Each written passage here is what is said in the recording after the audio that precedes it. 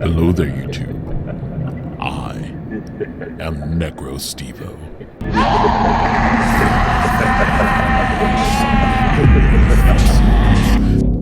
And it is time for us to delve once more into the wonderful deals going on this Black Friday holiday.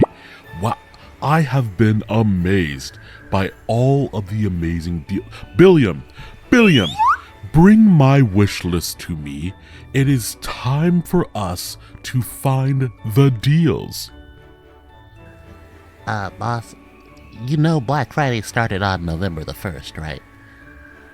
What? Yeah, you don't have to wait. You mean that my favorite time of year, my communion with the spirits, Halloween, was cut short for more corporate greed? Yeah? Son of a... Why the f*** does all this happen to me? Like I'm just supposed to and take it in my... I'm no... Cause as far as I'm concerned, they can take their and have a with a god...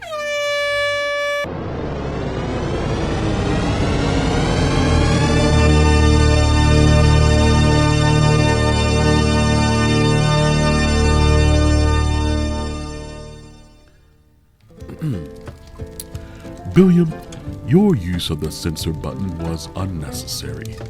I said nothing that our opponent this week wouldn't have said. On to the battle. That's right, ladies and gentlemen, and all of my other enemies and friends. It's time for week number 9 in the Pokemon Premier League. This week, we are going up against Ellie and the Shanghai Dragons. You already know about Ellie, so she needs no introduction. However, if for some reason you are not subscribed to her, go do it now. Okay? If you don't, I will know, and I will find you. And then I will suggest firmly in person from a reasonable distance that you subscribe. Now then, let's see what Ellie will be bringing to the battle against the Victorian Shadows. This week, Ellie has Terrapagos, Garchomp, Weavile, Terra Mew, Terra Sinistra, Tentacruel, Cobalion, Enamorous Therian Form, Electros, Embor, Terra Trapinch, and Surskit. Now then, this is another team that is very interestingly crafted because every single Monolith team could absolutely show up to this matchup, so it's important that we prepare for everything. Surskit, although it is a pre-evolved Pokemon, can absolutely bring sticky webs versus me, and Trapinch has the same base attack as Flygon and has the ability Arena Trap. It can hit very hard with appropriate coverage moves and gets priority in the form of First Impression.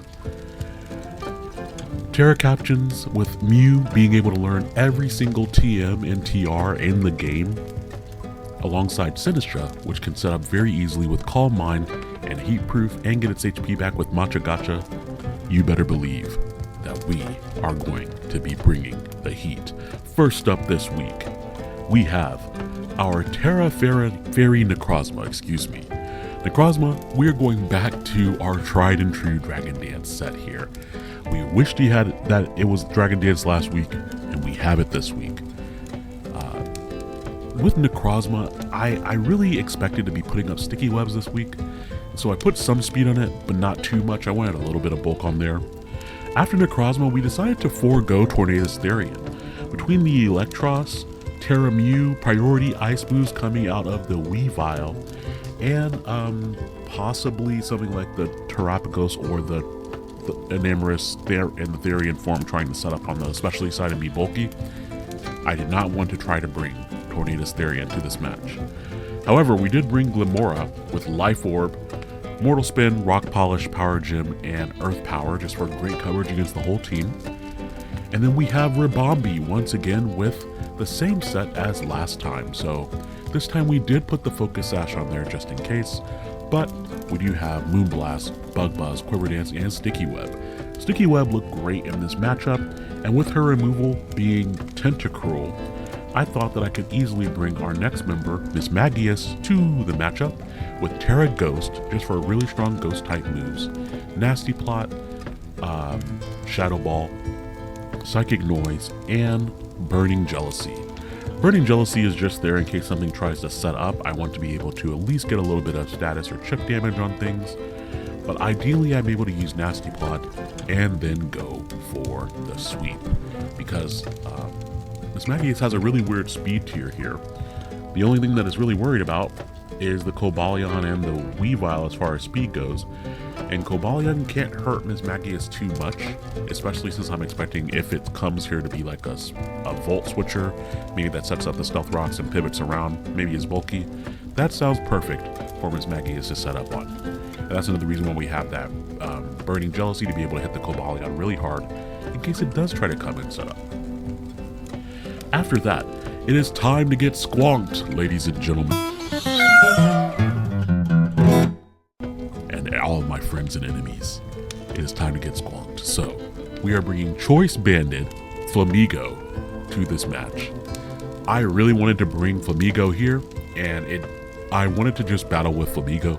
So ultimately, it did not matter what I expected from Ellie. I was bringing Flamigo. I brought it to 1 week, and then I really didn't bring it back anymore. But I'm doing it. Choice Banded looks so good here that our final Pokemon, Baxcalibur, will also have the Choice Band this week. Flamigo's coverage of fighting and flying here is just really solid against the whole team. And Baxcalibur throwing off ice moves here. The only thing that wants to come in on those is really the Emvor or the Tentacruel. Weavile doesn't even like taking Choice Banded ice moves from Baxcalibur, and Weavile and Emvor and Tentacruel don't really want to take dragon type moves. So I figured I could just go Banded and blow some holes. I beg your pardon? Blow some holes in things. Stop blowing holes in my ship! Make sure you always finish that phrase. You don't want to leave anyone catching you lacking there. But that was the goal with the team this week. So a little bit more in depth, but this is our final week here in the PPL Season 9. I will be doing a recap video for the season, so make sure that you stay tuned for that. In the meantime, it is time for us to fight Ellie. So thank you for watching this team builder, and let's get into it. Okay, it is time. Ellie, we meet once again on the battlefield. You can see that Ellie has brought her Electros, Garchomp, Enamorous Therian, Mew, which can Terra into a bug type, Terapagos, and Sinistra, which I believe was tearing into a ghost type. We actually were talking on Discord right before our match here, and I was just like, interesting on the ghost type there. Did not expect that. But you can see once again we have our Glamora, Life Orb, with just Power Gem and Earth Power, Mortal Spin, and Rock Polish. We have our Sash Ribombi to put up webs, Banded Baxcalibur, Banded Flamigo. I swapped right before the battle, I swapped my Miss Magius. I had originally set it up to be Substitute Nasty Plot with leftovers, but I swapped it to the Roap Berry with Burning Jealousy, just because I wanted to make sure I could handle both Terapagos that was already set up and maybe the Cobalion. And then finally we have Terra Fairy Necrozma with Lumberry because I was worried about paralysis from the Electros or burn from the Sinistra. You can use those types of moves, and that doesn't even get into her other Pokemon that can use, like the Cobalion can use Thunder Wave. So yeah, a lot of different things there that could status Necrozma that I wanted to be prepared for. We do decide to lead with Banded Baxcalibur because nothing really wants to switch into this, and I just wanted to do a lot of big damage immediately. Mew is her lead, and so I expected, since it let out, to be some sort of hazard stacking thing. But I was like, I don't really care if you want to sit here and set up hazards. I will attack, and attack is exactly what we're going to go for. Now Mew surprises me, and it's faster than me, and it goes for a Dragon Dance. And I was like, oh, well, I hope I hit this icicle crash. Fortunately we do. And now Ellie most assuredly knows that I'm banded from that damage.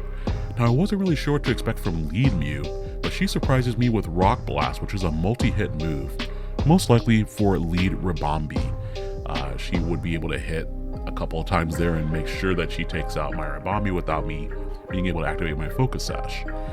But fortunately we do hit the second icicle crash and she only gets 4 hits from the Rock Blast, so we live and we're not put into a critical situation. Now right here I was very close to switching in my Glimmora as she brings in her Garchomp. However, not wanting Glimmora to go down kind of for no reason, I do decide to stay in to keep her honest. This also stops her from setting up like a sub or something like that. And because no entry hazards are up, I get to go into my Ribombee for free. Garchomp is another Pokemon that could have just come in and set up entry hazards. I didn't think she'd go for a Dragon type move, but I did not expect Poison Jab to come out. So I'm really happy I didn't hard swap into Mismagius because it could have gotten Poison. And then Ribombee would have just dropped all the way down to the Focus Sash if I had gone hard into it. Now, expecting her to go out to her Electros here, I was hoping that it wasn't like an Assault Vest set. Say that 10 times fast. And so I just went straight for Moonblast to do damage to the Garchomp, and looking at that damage, that Electros is probably Assault Vest. I did not do very much damage. On the plus side, with the special attack drop, I'm not sure what all the Electros can do to me as far as damage goes, so I just go for Quiver Dance here. And maybe I should have set up my Sticky Web at this point in the battle. However, that is okay because of the special attack drop. Electros just goes for Super Fang, and so that means I lose half of my HP. But that also means I can take any hits that this Electros wants to go for. I really did think about, once again, setting up my Sticky Web, but I was like, no, I just need to put damage on this and make sure that it's in range of Flamigo. If I'm in a situation where I'm going for Brave Bird, I need to make sure that Electros can't come in and take one.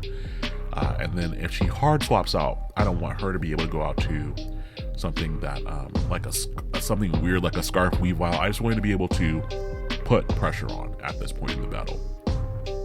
Terapagos surprises me coming in here.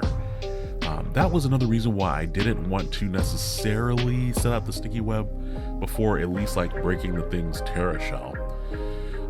I do have Mismagius as a swap into Terapagos, but Terapagos does get Dark Pulse to hit Mismagius with.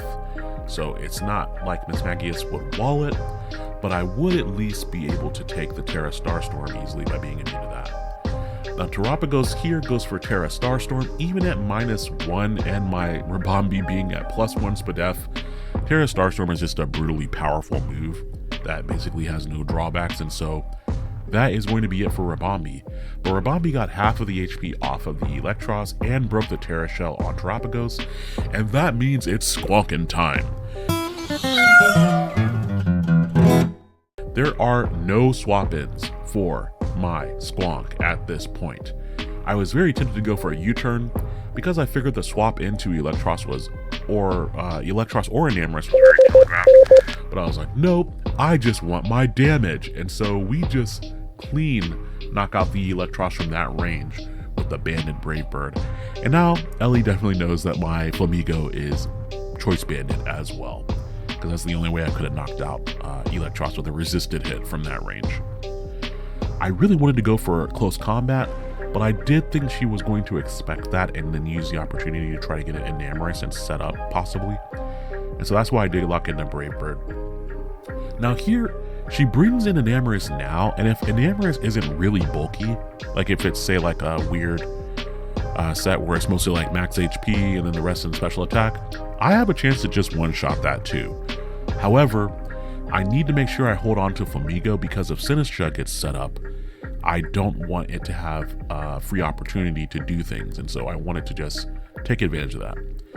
Now I do bring in Glimmora on the Draining Kiss. I don't take that much damage, which is great. I really, truly anticipated Garchomp coming in here, and I wanted to apply poison to the Garchomp, but she just stays in with the Enamorus, and so I do get poison on it, which I'm also okay with. But I was like, oh man, is she just gonna knock me out with Earth Power? And I was like, I could have just probably knocked out the Enamoris with a power gem there. However, Glamora does give me a good opportunity here because number one, I can just go out to Necrozma and set up. Number two, I can just go out to Miss Magius and set up. Number three, I can go out to Squonk and force a KO somewhere. Electros is gone. That means that there are no switch-ins to Brave Bird. And so we have options. And those are all afforded by the poison on the Enamoris. That also means that Enamoris can't really set up anymore. It's on a timer, which is nice. So while that was not really the optimal play, I'd say, it was a play that still afforded me some opportunity. I decided to go with the Necrozma route, and so I do get Dragon Dance off here, which is great. I knew that there's nothing that Enamoris can do to finish off Necrozma.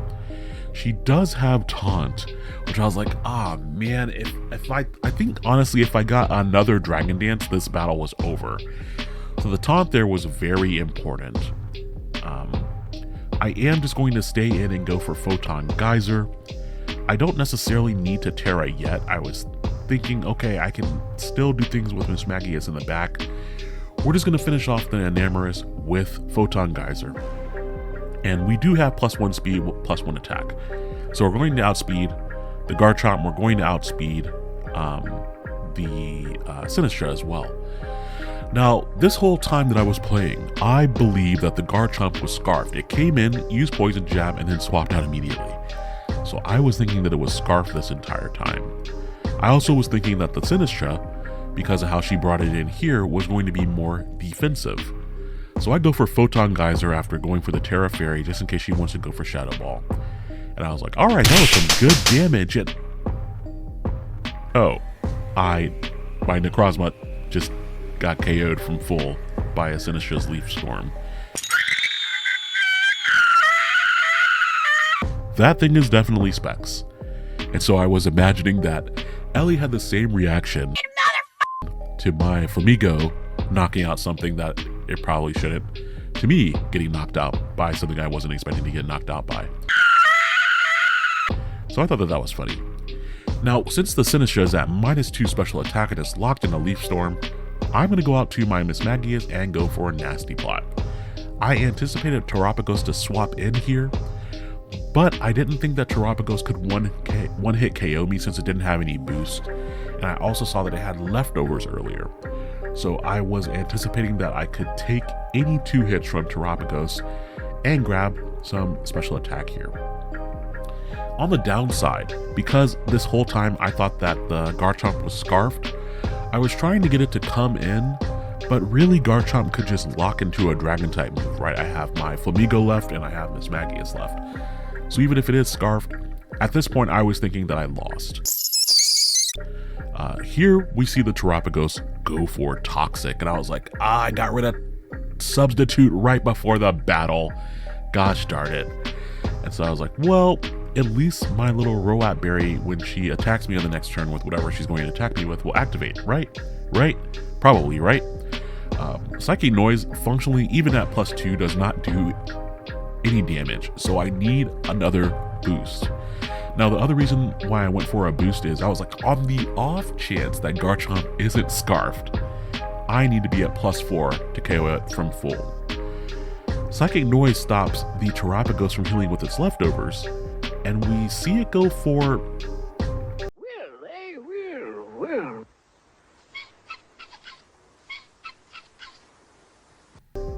Interestingly there, it just goes for Rapid Spin. And so I was, Stealth Rocks, and then on this turn it's going to go for Rapid Spin, and I was just like, can the Terapagos not touch my Miss Magius? I just think it's interesting. No, you don't. You think it's suspicious. Just say suspicious. No, I just think it's intriguing. No, you don't. You think it's sinister. Just say sinister. I'm just fascinated. That is fascinating. If I had realized that earlier, I would have gone for another Nasty Plot.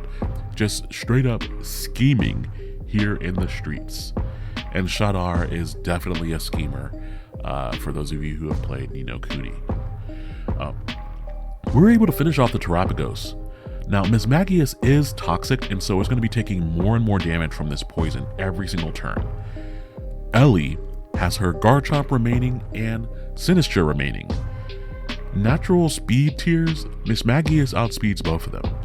So I know that the Sinistra is Specs, and so I'm expecting Garchomp to make an appearance and be scarfed. After much delay on her turn, the real question is, does she go out to Garchomp or does she go out to Sinistra? If she goes out to Garchomp, I probably lose. Maybe the Sinistra, but we do see the Garchomp, so I was like, okay, it's scarfed, right? No, she swaps it out. So since she swapped it out there, she was going for another turn of toxic damage onto me. And I just went for Shadow Ball because I was like, I'm probably going to get KO'd by a Scarf move anyway. But since she swapped it out, I don't think she is actually scarfed. Her only out in this situation was to get as much poison damage on me as possible. And that means that my Miss Maggie is actually faster than Garchomp, and since I took the time to set up to +4, this Shadow Ball should knock out an offensive Garchomp, and it is able to take the KO. And that means we are going to end our season at a record of 4-5. That is actually the same record, I believe, as Ellie and 2 or 3 other coaches in our division.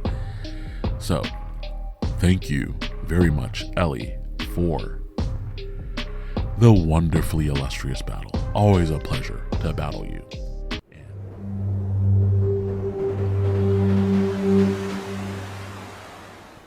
And once again, if you do not already watch Ellie or be subscribed to her, please go do so. You will not be disappointed. Now, should you watch her content with young, impressionable ears in the room? Yes. Are they going to learn some words that they probably aren't going to learn in school? Also, yes. But is it worth it? Also, yes, go do it. Now, as I stated earlier, I am recording this battle on Black Friday, and so that naturally brings us to our final NecroLore of the season. And that is the story of my Black Friday trip way back in like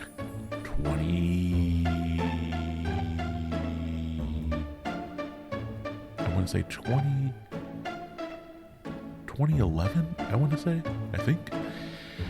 During those times, I was living with my parents, and I was still in law school, I believe, at that point. And one thing that I would do is I would help my mom out with her shopping. My parents had a 2-story house, and on the stairs, my mom would always like for there to be poinsettias positioned on every single stair after Thanksgiving. After Thanksgiving, I would always be expected to have the tree up. I would always be expected to put the Christmas decorations up. And then on Black Friday, my mom would want me to go to Home Depot and buy 1 poinsettia for every single one of her stairs, because they would be something stupidly cheap, like $1 a poinsettia. So I would stay up on Black Friday, or rather the Thanksgiving night, get up. Occasionally I'd go, and because I'd be out anyway, like I'd go to Best Buy or whatever is nearby and buy a video game or something like that, or go to Barnes & Noble, which is also there, and get some books on sale. But primarily I was going to get the poinsettias. So this year in particular, I already know the plan. I'm there with my little brother. We know what's up. We are going to go and figure out how to get some games that we wanted on sale. We're going to get some food and get some snacks, and then grab the poinsettias and come back home. It's going to be a great time. We fail at getting the games that we were trying to get, because GameStop, it sucked then, and it still sucks now. So they didn't have the things in stock that we wanted. And then we also failed going to some bookstore. We did not fail on the snacks. We ended up going into Walmart. I got like something on like a DVD for sale for like $2 or something. And we got the snacks. Then we headed over to Home Depot. And so Home Depot is entirely too busy at like 4 in the morning. I'm just saying. But I'm not even there to get all the deals that everyone else is getting. I'm just there for poinsettias. So I load up the cart to get the poinsettias that my mom wants. I think I needed something like 20 or 25 poinsettias. I say an odd number here because I was like, oh, I don't really remember how many I'm supposed to get. So I'm just going to get an extra one. That way I'm good to go, right? You would think that would be the way to think about it.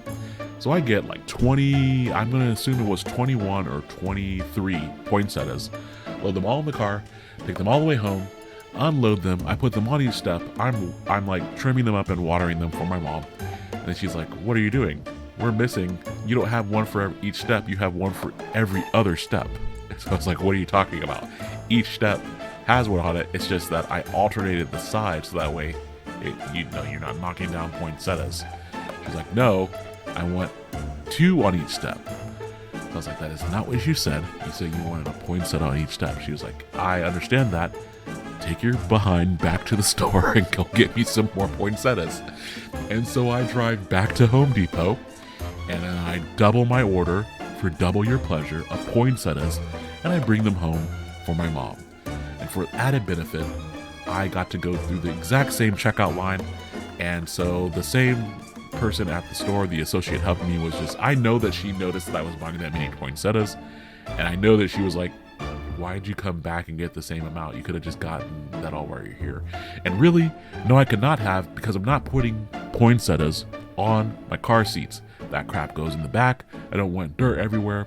Also, I don't want to have to deal with all the little leaves falling all over my car. I already was annoyed at having to go back to Home Depot. Fortunately, I had plenty of podcasts to listen to while I stood in line for all this time, and it was an okay time. I think that was the last time that I ever actually went out for Black Friday, because Black Friday sucks. And if you have to work during it, like I had to when I worked at GameStop back in the day, my soul hole goes out to you, because these retailers really don't mark things down too much. They act like they do, but as the associates who actually have to work that, you know that stuff doesn't really actually go on sale. The price gets raised before Black Friday, and then they're like, this is a doorbuster. But it's not even a doorbuster. Like, who's actually knocking down the doors to buy these deals? No one. Certainly not I. I think they did back in the day, like when all those people got beat up trying to get a TV at JCPenney. But I don't even think JCPenney's is open anymore. I don't know. You all can tell me if I'm incorrect.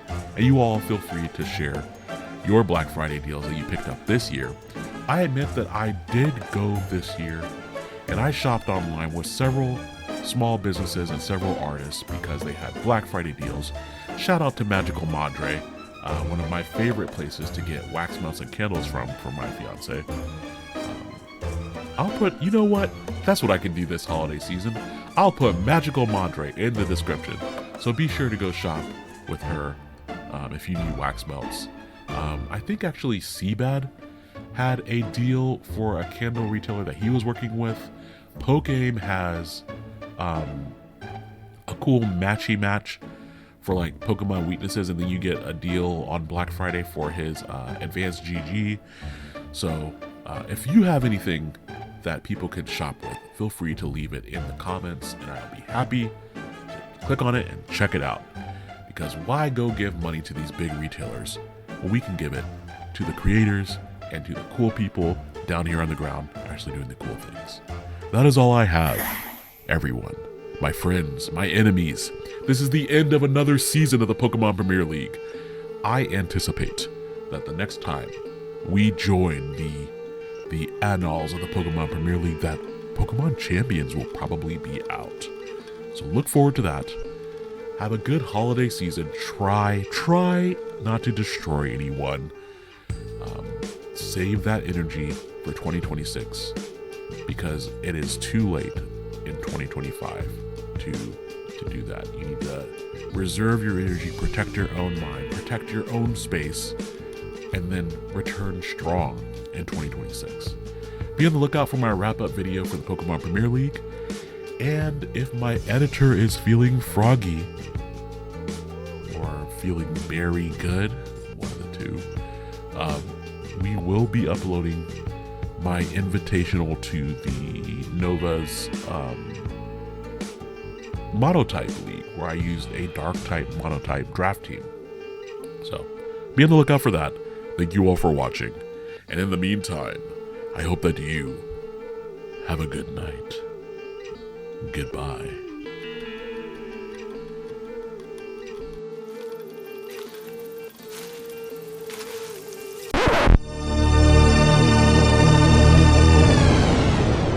Son of a bitch. Why the fork does all this fun stuff happen to me? like I'm just supposed to squat and take it in my gooch. I'm no slot receptacle, 'cause as far as I'm concerned, they can take their fair deals and have a barbecue with a goddamn pig.